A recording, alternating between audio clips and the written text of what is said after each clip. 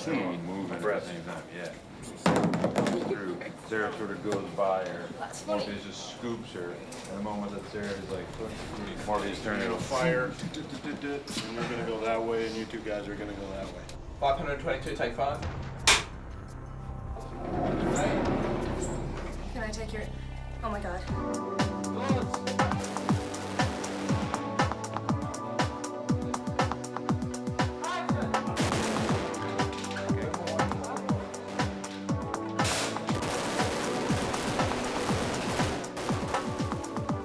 The Hel Kochek, they wanted everybody to have the feeling that they're like bat people. They could just walk up the walls and walk on the ceilings and have basically a gunfight taking place with our bad guys on the ceiling and our principal actors, the good guys, on the floor. It's kind of an anti-gravity thing. The bad guys are upside down, running around on the ceiling like insects and cockroaches. Our good guys are peeling around columns, and we end up with a number of individual duels. But they didn't want to turn the set upside down. They wanted to do it real time so you could see gravity, gun shells coming out, debris falling. Everything was falling the proper direction. So I basically gave that set over to Glenn Boswell and his guys, and they put together these small overhead tracks and practiced stuff up in the gym. We came up with some scenarios. We bounced a few things off each other, and we drew up some plans, and we shot some footage for the brothers, made approvals, and that was their set. Been working pretty hard for about 2.5 months, trying to develop the moves and get the action and train, because the guys spend a lot of time upside down. So that takes a lot of work just to be able to get acclimatised to that, so they can get in position, wait for cameras to turn over, and then still be able to be conscious, basically, so they can do all their actions. And of course, spend a lot of time with wardrobe, because when we were rehearsing this, we've been at this for a couple of months now, all the problems we had with losing traction, or if the footwear's too heavy, you can't move properly. So they spent a lot of time with wardrobe, so wardrobe developed what they needed and were really helpful in being able to give them clothing that would accommodate their movements. Chin goes in the hole.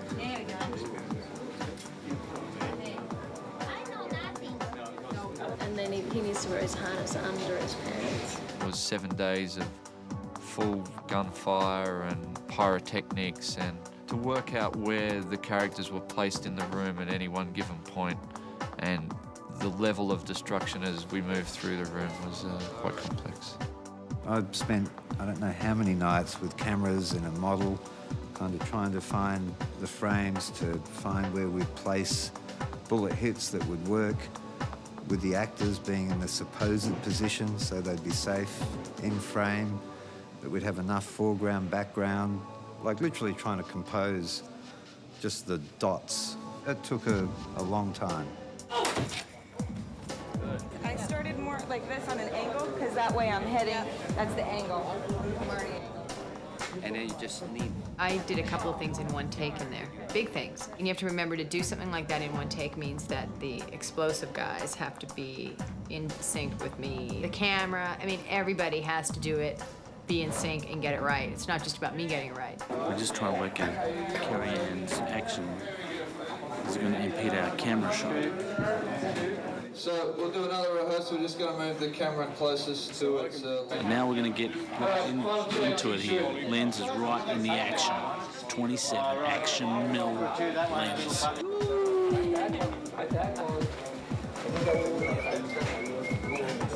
are you going to catch me though if I have guns? I'll catch you. Hey guys, when I catch her, do you want to get the guns before I put her down? You want me to just hold her, take the guns down? What's going to work best for you? It's probably better to get him away from her, because that way if she bobbles as he's trying to let her go. It's very fast-paced. It will cut together like bang, bang, bang, bang, bang, and then we'll be out of it into the disco.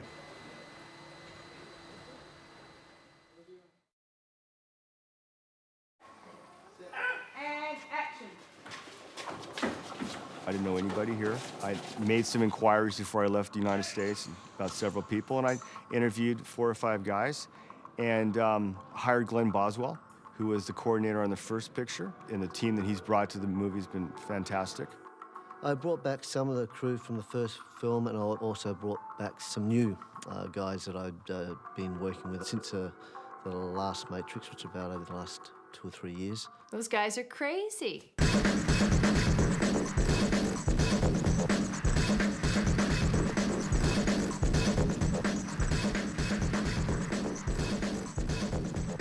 Australians and the Americans have been having a great time on this. Initially, we were sort of a bit sceptical. We thought, oh, the Americans come over, how are we going to get along with them, blah, blah, blah. But it couldn't have been better. Even after 12 months, we still like each other.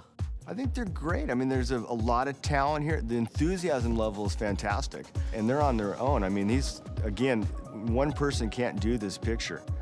So Glenn is definitely running his department alongside me. I think what we need to do next is rig up our 2-to-1, take this up, and try our takeoffs.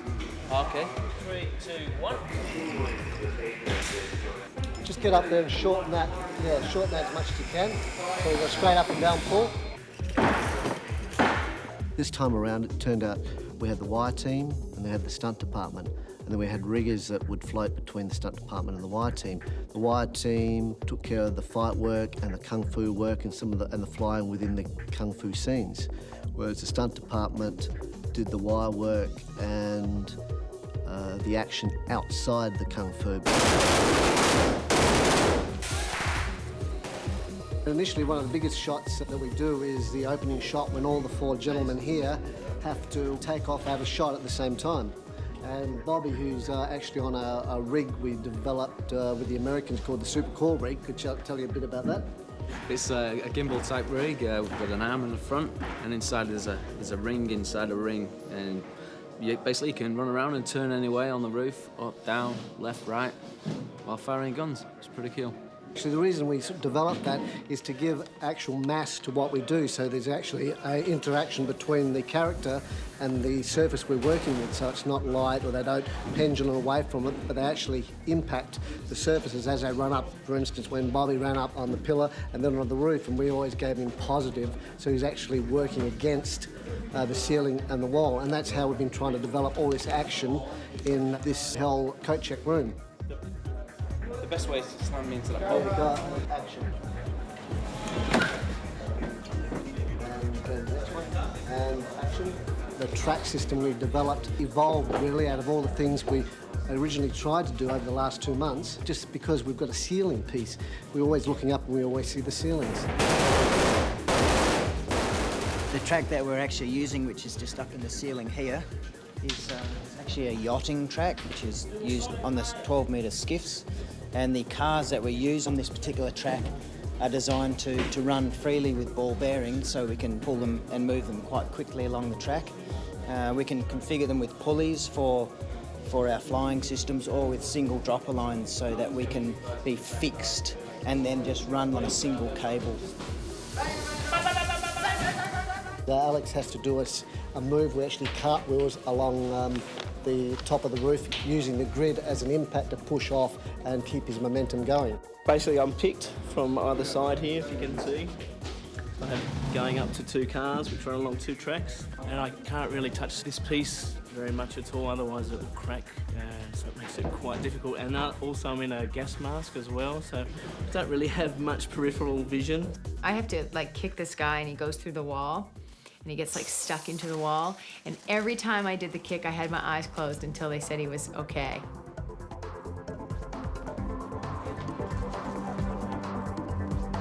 Let's go up with Carrie Ann.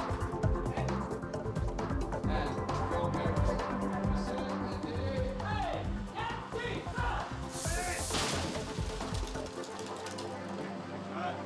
Good. You okay? Okay, everyone. Is he okay? Why is he pointing at his head? That means I'm fine. I thought he was saying my head. It's a diving signal that says I'm all right. They're just a great group of guys. I never knew stuntmen until this film, and stuntmen and stuntwomen are very, very special people.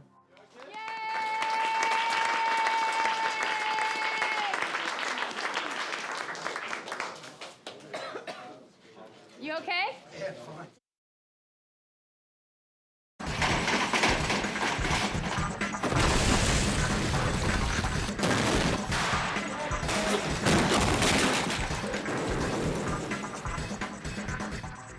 Physical effects will generate an effect, but using a physical means to achieve the effect. Now. We're moving from the type of effects that are normally called for into the type of effects that really were the representation of a comic book coming to life. It was as though totally unnatural things were happening naturally. Steve's great. You know, like most of the heads of departments, he's really the top of his field in Australia and in this part of the world. We have an engineering department, gags department, pyro department, and the breakaways department. And he'd show me what he had in mind, and we bounced a lot of ideas off each other and what we're gonna do, and he's built some great rigs. He's got a really good crew. Okay, we charged up here. Okay. 3, 2, 1, action.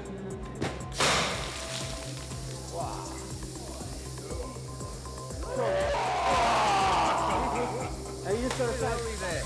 Okay.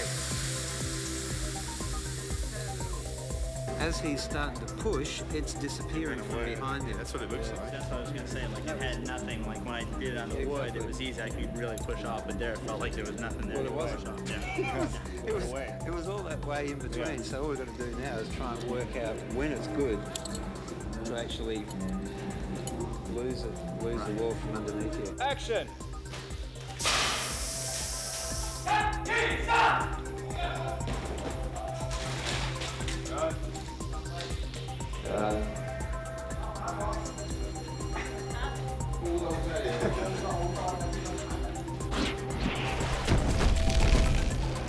Visual effects are fantastic with a predictable nature of something, and becomes more and more difficult if it's less predictable. So physical effects have a very relevant place in producing things that have some chaos attached to them. We're like scars on someone's face. We give it a bit of harshness or a bit of imperfection. Working with Steve and his crew, we've worked together so many times that if he tells me what's going to happen, then I believe that's what's going to happen. So which made my job a lot easier, because that was one area I didn't have to worry about. I've known Steve for, about 4 or 5 years now. But basically started working for him on Matrix 1. When you need a little bit of a direction or you're sort of stuck, you go and see Steve. He'll come in, he'll set you on your path, and usually it's fine and dandy from that point on.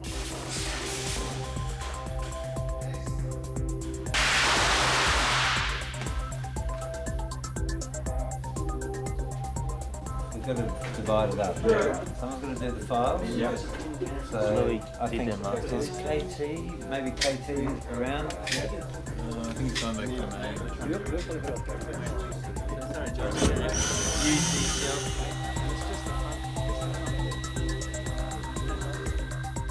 If they're breaking into a wall, we'll develop up a wall and try and get a look that sees them smash into a wall. We rebuild sets quite a lot, but in an effects version of a set, then take out the art department set, put in an effects set. We've got so many different tasks going on at so many different times. By the time we get the information of what we want to see on something like an exploding sentinel, we're almost already shooting the result of that exploding sentinel. So we're kind of working backwards a lot of the time. And just go in there and sort of score it so you get a couple of more little shards. All right, so the size that you're looking for is more like if that was divided into 4 or something like that. Right. Specifically, I would say that we'd want it to happen at the main crack zone. There's a lot of bullet effects, breakaway banisters, a pyrotechnic sequence. We were making the APU working, it's a 3-ton behemoth. Gimbal arrangement for the cockpits and the motion base for the APU. Statues, walls, something that has required some tricky engineering. Collapsing, breaking armory. There's a lot of things crashing through sets. There's a lot of stuff, and usually paint is still wet when things go down to the set. Rehearsal and action!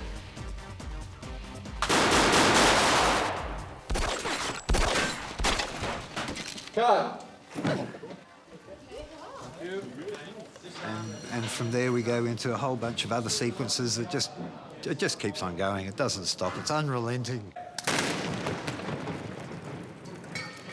Lights up, please, and cut! Okay, boom. Okay, fire a shot. 3, 2, 1.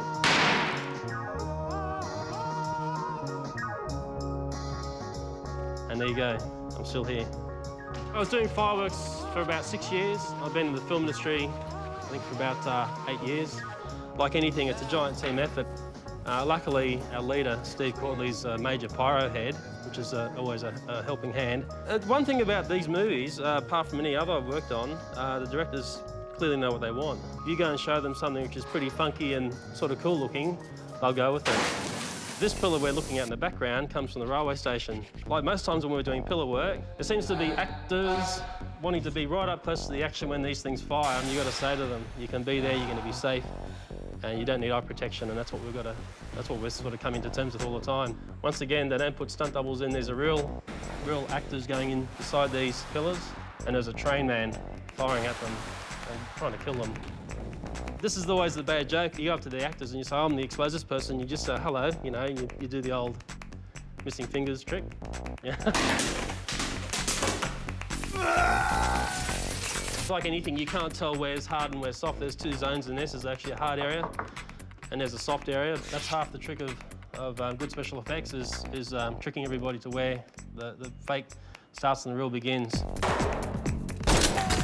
3, 2, 1.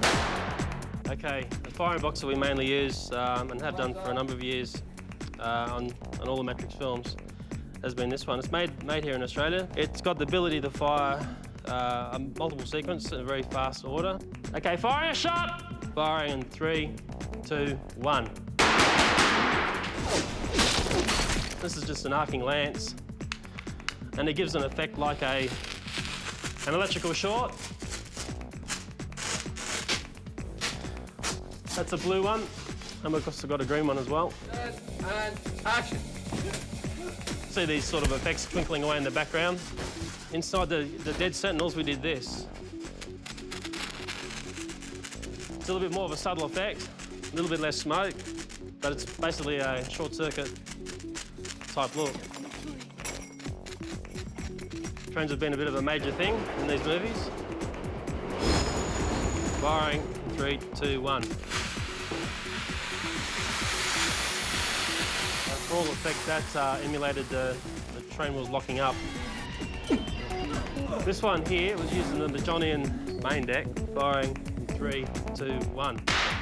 Pretty simple. It's basically titanium and some gunpowder, and we made lots of those and fired lots of them on set. They became quite useful. This is another little spark device. This is called a Z, firing in 3, 2, 1. That gets used a lot, once again, and there's a big crash scene or something. Okay, I'm going to fire one off to start with. Okay, that's the look of a Z. And I'll go into a multi-shot at 200 milliseconds, so I'll just wrap through.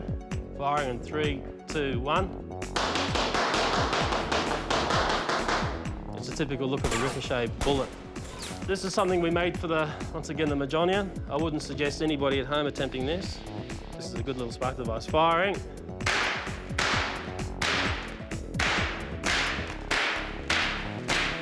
Now we were up in the rafters, up above the set with these, and we had our crew members firing these down on the actors. We don't know whether they were trying to hit them or not, but the actors didn't seem deterred by this. And of course, the most important part is safety. Safety in an environment like this. There's no smoking, there's no open flame, there's no mobile phones. It's been drummed into everybody from the start. Safety, safety, safety.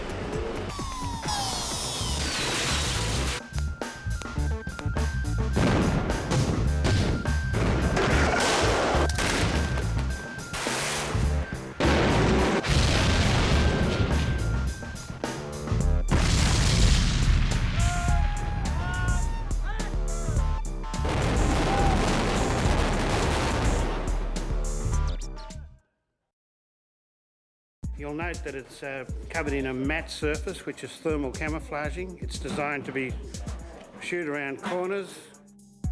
We need guns, more guns. Here we have the weapons which the lead characters use for probably the biggest shootout in the film. These weapons are nearly all highly prohibited here in Australia. This is the latest G36 German assault rifle. Designed and built in Australia, I might add, by some of the most intellectually forward people in the industry. Morpheus is armed with an MP5K and a aim-point red dot sight. Seraph with a Browning BDM, and Trinity with a Beretta 92 compact. I don't like the gun. I don't like the gun at all. Because you have to worry when you're dealing with guns. You have to be careful, and you have to really question and look and check. The weapons are armed and in, 1 round apiece. Ah, I don't like it. I don't like having bullets in it. Okay. Sorry. So that acts as a completely independent unit. One character, Pinball, is carrying 2 Browning BDMs. Another character carrying 2 Glocks. A character carrying 2 Berettas. The man at the gun check packing a Scorpion. Can have a 100-round drum saddle magazine. Multiple caliber. The brothers have chosen an array of weapons that cover from the turn of the century on up. Weapons which are either well-known and have classic looks or are very new and are likely to have classic looks in the future. The M16, the Uzi submachine gun, The Australian F1, Mauser, MP5, 9mm submachine gun, Nambus, 1928 Thompson, the HK21 automatic rifle, micro Uzis, the G36, the Patchet, Bazooka, Kepler, Beretta, 6.5mm, Colt revolvers, Scorpion 36mm grenade launcher. And if you put it in a beer and go, it'll suck it all up. That's it. That's the one. There you go. This is the gaffer gun.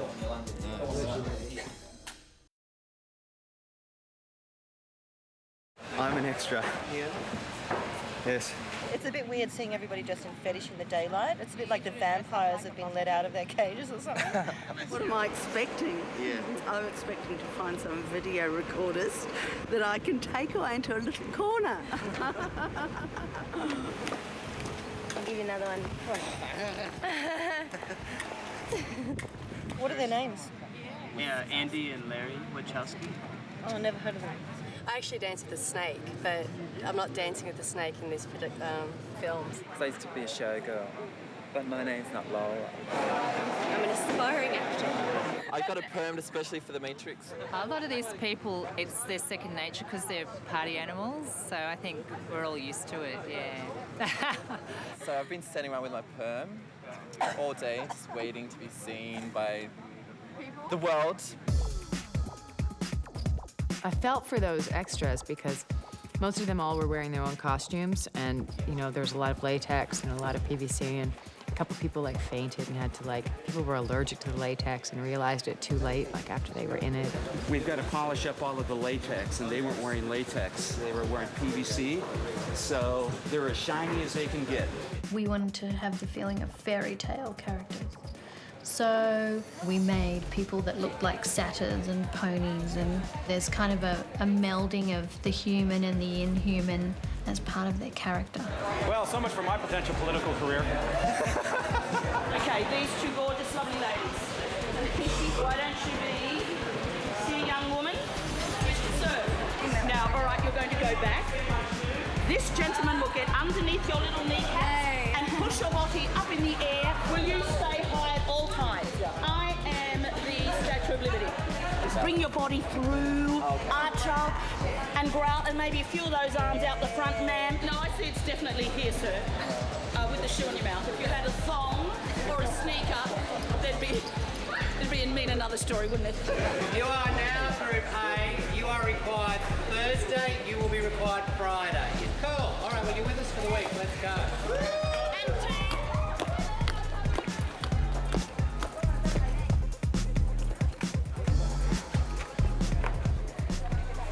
Oh, this is heaven.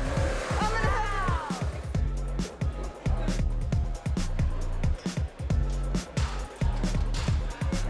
Yeah, head over.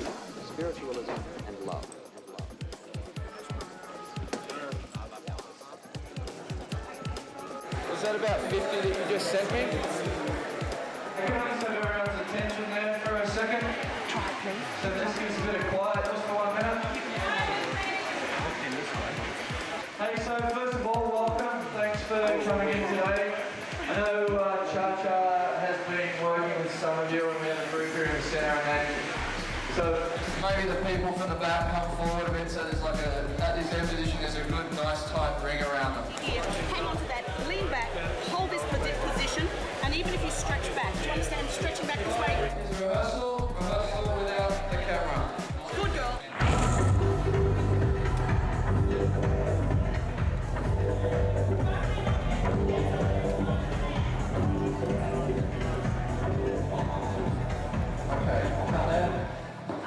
Yeah, it's good. There's a lot of interesting people here. There's like lots of different categories, and goths and ferals and modern primitives and B&D type people. They tend to stick to their own kind of community rather than bring them together like they've done for this movie. Hey, so the big note from that tape was you got to look meaner.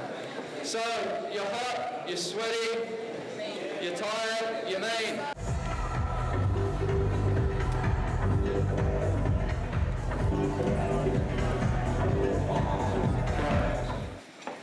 Check the means good take.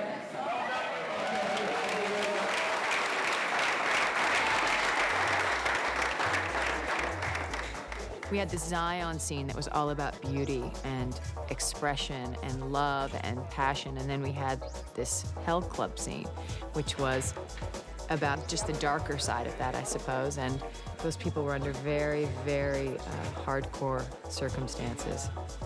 They worked hard.